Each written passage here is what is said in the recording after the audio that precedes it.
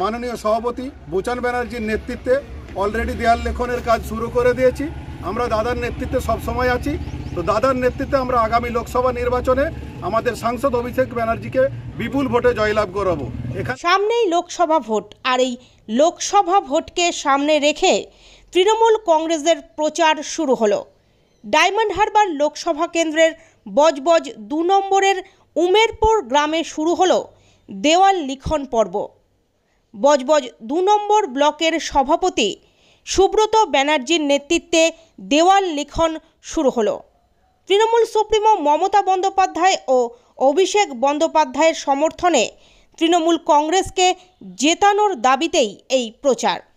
বজবজ 2 নম্বর ব্লকে আজকে থেকেই আমরা মমতা বন্দ্যোপাধ্যায়ের হাতকে শক্ত করতে হবে। 24-এর লোকসভা ভোটকে সামনে রেখে মমতা বন্দ্যোপাধ্যায়, অভিষেক বন্দ্যোপাধ্যায়ের নেতৃত্বে, অভিষেক বন্দ্যোপাধ্যায় এবং মমতা বন্দ্যোপাধ্যায়ের নেতৃত্বে আজকের পশ্চিম উমেরপুর, এটা আমারই বুথ, আমি এখান থেকে দাঁড়িয়ে নির্বাচিত হয়েছি। এই বুথটা আমার আছে, আমার অঞ্চল।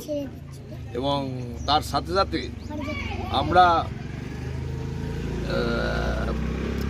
ডায়মন্ড হারবার লোকসভা কেন্দ্রে উন্নয়ন দেখে মানুষ ভোট দেবে।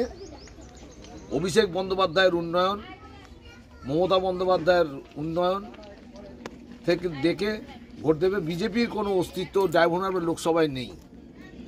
আমাদের এইখানেও কোনো বিজেপির কোনো অস্তিত্ব নেই।